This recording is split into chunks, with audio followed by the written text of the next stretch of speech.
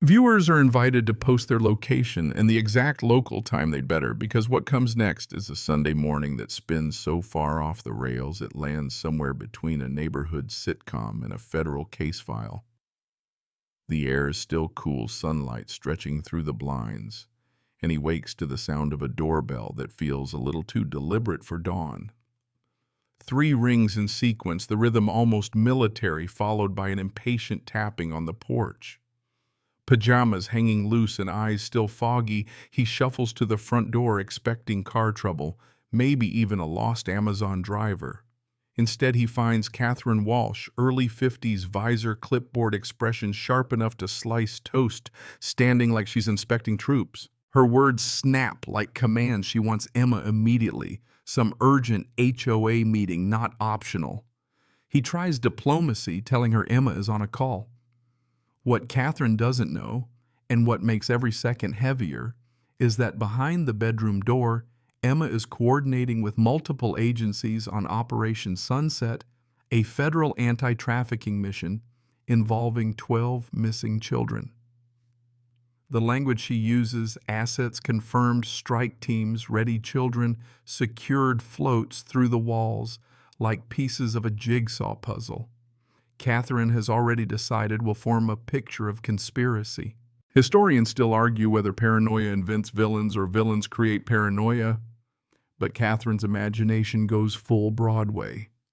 She paces the porch notepad, out scribbling like she's about to publish in the neighborhood Journal of National Security.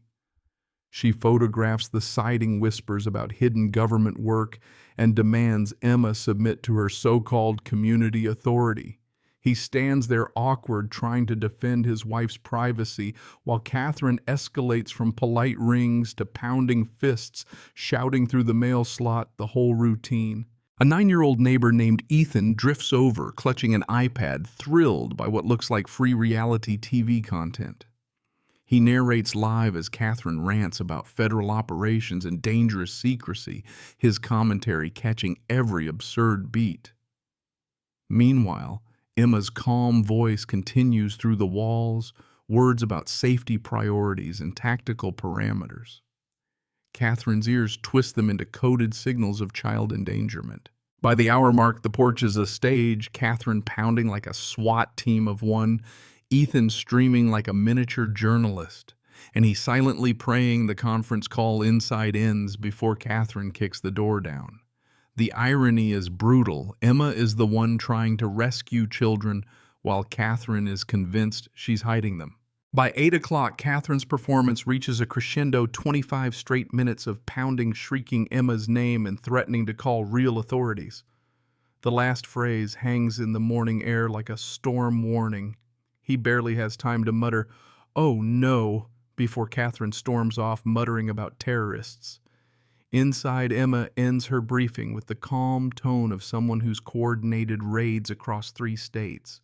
She looks at him, eyes steady, and says, "Honey, she just declared war on federal law enforcement. The timing could not be worse." 12 minutes later, Catherine is on the phone with 911 reporting a full-blown terrorist cell at their address. The operator follows protocol, treating Catherine's frantic descriptions with utmost seriousness. She checks all the boxes. Suspicious. Sunday calls children in danger, armed strike teams. What Catherine doesn't realize is that her words don't just reach local dispatch, they trip federal alarms. Within minutes, FBI, ATF, state police, and county SWAT are spinning up like a military exercise. Catherine beams with satisfaction in her yard, arms folded, announcing to neighbors that she saved the community. Mrs. Rodriguez, walking her retriever again, blinks in disbelief. Terrorists, Emma volunteers at children's charities. Catherine waves that away as perfect cover. Sirens converge, a mashup of flashing blues and reds from every direction, and Officer Parker is the first to step out. 26 fresh uniform, face a blend of protocol and confusion. He radios dispatch. Arrived at terrorism location. Address shows federal protection flag. Please confirm threat level. His voice cracks on the word terrorism. Meanwhile, Catherine bounces like a game show contestant, pointing at the front door. "There, Emma Thompson." Arrest her before the children are harmed. Parker, barely holding composure, urges her to step back. Then Emma emerges. Hands visible, posture composed expression, carrying both patience and the faintest trace of amusement. She looks like someone who's walked into chaos before and knows how to end it. The neighborhood falls silent as Officer Parker's jaw drops. "Chief Thompson," he stammers.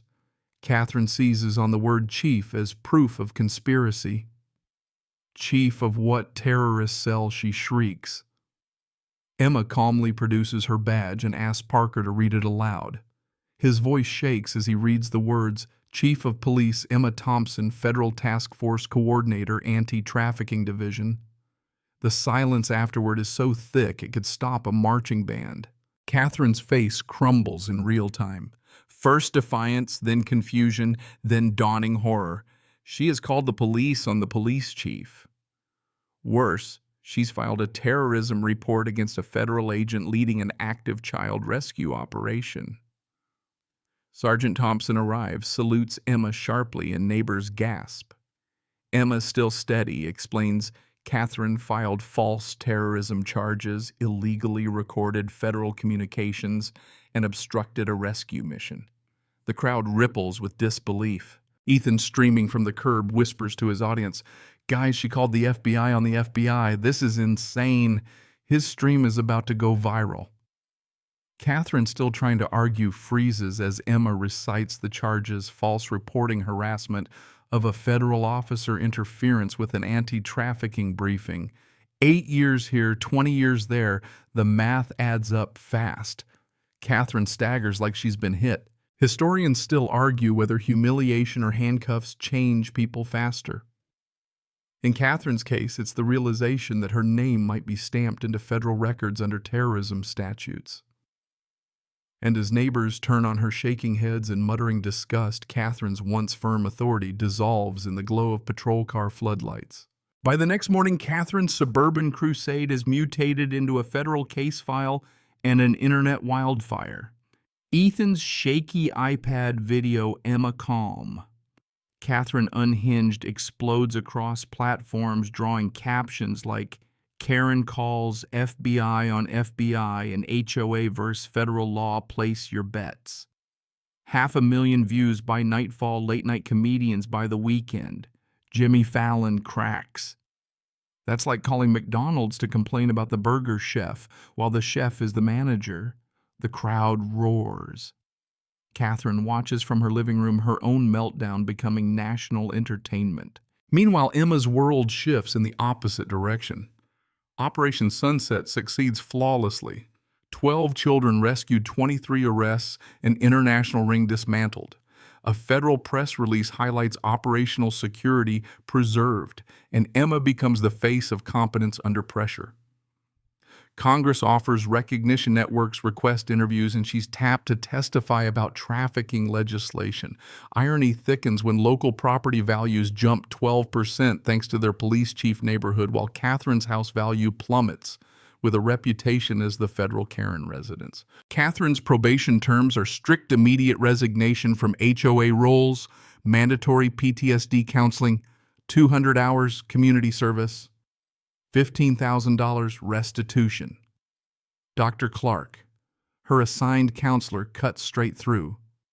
"You couldn't save Richard, so you tried to save the neighborhood. But you weren't saving, you were controlling."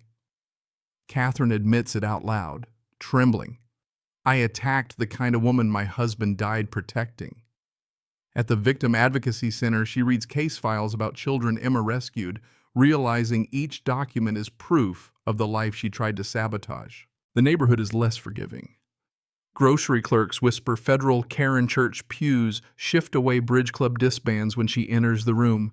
Even family pulls back, her grandchildren teased at school, her daughter begging her to stay offline. Historians still argue whether digital infamy is survivable. Catherine learns firsthand that search results don't forget.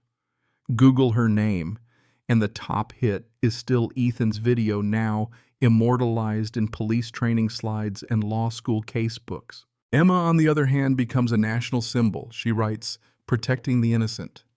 A best-selling memoir funding victim services, delivers keynote speeches, and receives a DOJ commendation. Her calm posture that Sunday morning is replayed in federal seminars as an example of professionalism under pressure. The neighborhood evolves 2 monthly appreciation events for law enforcement scholarships for fallen officers' children, a 30% drop in crime. Catherine's attempt at control accidentally birthed the safest district in the city. When her probation nears completion, Catherine drafts 47 versions of an apology. At a packed community hall, voice shaking, she admits, "I dishonored my husband's sacrifice by attacking someone who protects children. Chief Thompson, you embody what Richard died for." Emma listens, expression steady, then replies, "Actions matter more than words. Honor his memory by supporting protectors, not undermining them." The applause is polite but measured. Redemption is fragile, not guaranteed. The chaos of flashing lights and accusations now drifts into memory, leaving only the quieter echoes of lessons learned. Time slows, sentences lengthen, and the frantic rhythm softens into reflection. Catherine retreats into a smaller life library, volunteer shifts, and silent pews, learning that digital scars cannot be erased, only lived with. Yet within the silence grows a gentler truth. Even shame can become a teacher, guiding her to humility that once seemed impossible. Emma's story expands far beyond the cul-de-sac. Her steady presence carried across television studios, congressional halls, and classrooms where future officers study her restraint under fire. Each retelling adds another layer of reassurance that calm authority can tame even the loudest storms, that patience can dissolve paranoia, and that professionalism quietly applied saves not only children but whole communities. Neighbors once caught in the spectacle adapt to a new rhythm. Monthly gatherings shift from squabbles about hedges to celebrations of safety, scholarship funds, and gratitude. The tree-lined streets, once echoing with Catherine's furious pounding, now hum with quieter confidence, a trust that order can endure without spectacle. And for those who live through it, the memory remains a reminder: the door you pound on in suspicion may hide someone working to protect you. In the end, 12 children slept safely in their own beds. Neighbors learned patience outweighs paranoia, and a community realized that titles like chief carry weight, not in fear, but in service. The storm passed, leaving calmer skies, and the story settled into its lasting place, a warning wrapped in a whisper. Federal karma, it turns out, has no need to shout.